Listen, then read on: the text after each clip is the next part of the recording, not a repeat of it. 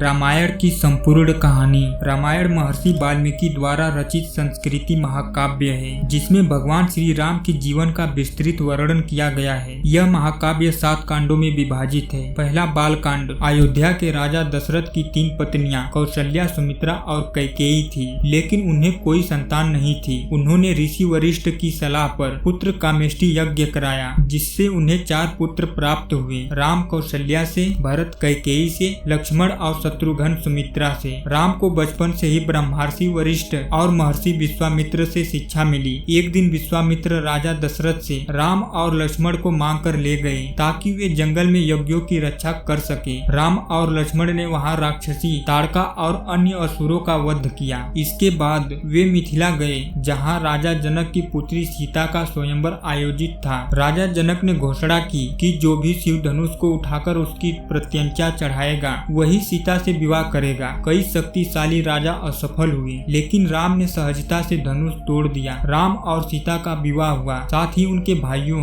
भरत, लक्ष्मण और शत्रुघ्न का विवाह भी जनक परिवार की राजकुमारियों से हुआ। दूसरा अयोध्या कांड। राम के राज तिलक की घोषणा हुई, लेकिन कैकेयी की दासी मंथरा ने कैकेयी को भ्रमित कर दिया। कैकेयी ने राजा दशरथ से अपने 2 वरदान मांगे, भरत को राजा बनाना और राम को 14 वर्ष के लिए वनवास भेजना। दशरथ अत्यंत दुखी हुए, लेकिन राम ने पिता की आज्ञा का पालन किया और सीता तथा लक्ष्मण के साथ वन चले गए। भरत, जो अपनी माँ की इस कुटिलता से अनजान थे, वापस आने पर बहुत दुखी हुए और राम को वापस लाने के लिए चित्रकूट गए, लेकिन राम ने धर्म निभाते हुए राजगद्दी स्वीकार नहीं की। भरत राम की पादुका लेकर अयोध्या लौट आए और राम की प्रतीक रूप में शासन करने लगे। तीसरा अरण्य कांड। राम, सीता और लक्ष्मण 14 वर्षों के वनवास में कई ऋषियों और संतों से मिले। इस दौरान उन्होंने कई राक्षसों का वध किया, जिनमें शूर्पणखा, खरदूषण और त्रिजटा शामिल थे। रावण की बहन शूर्पणखा ने राम से विवाह का प्रस्ताव रखा, लेकिन राम ने मना कर दिया। गुस्से में उसने सीता पर हमला किया, जिससे लक्ष्मण ने उसकी नाक काट दी। यह जानकर रावण क्रोधित हुआ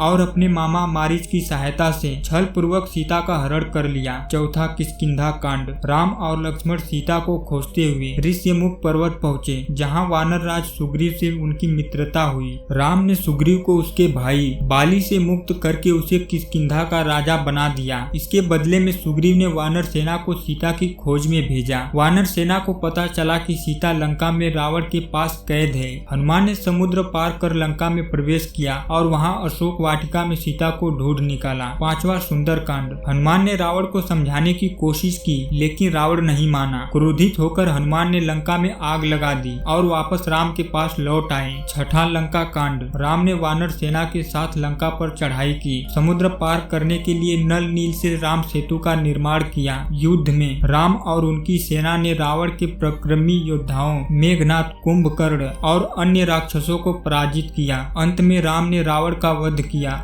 और सीता को मुक्त कराया। 7वां उत्तर कांड। लंका विजय के बाद राम अयोध्या लौटे, जहां उनका भव्य स्वागत हुआ और राम राज्य की स्थापना हुई। लेकिन समाज में सीता की पवित्रता पर प्रश्न उठने लगे, जिससे राम ने उन्हें वनवास दे दिया। सीता ने महर्षि वाल्मीकि के आश्रम में शरण ली और वहां लवकुश को जन्म दिया। जब लवकुश बड़े हुए तो उन्होंने राम के विरुद्ध युद्ध किया। अंततः जब सीता को न्याय देने के लिए बुलाया गया, तो उन्होंने अपनी पवित्रता सिद्ध करने के लिए धरती माता से प्रार्थना की और धरती में समा गई। राम ने अपने पुत्रों को अयोध्या का उत्तराधिकारी बनाया और अंततः सरयू नदी में जल समाधि ले ली। निष्कर्ष। रामायण एक धर्म, भक्ति, निष्ठा और आदर्श जीवन की प्रेरणादायक कथा है। यह हमें मर्यादा, कर्तव्य, त्याग और प्रेम की सीख देती है। भगवान राम एक आदर्श पुत्र, आदर्श भाई, आदर्श पति और आदर्श राजा के रूप में जाने जाते हैं।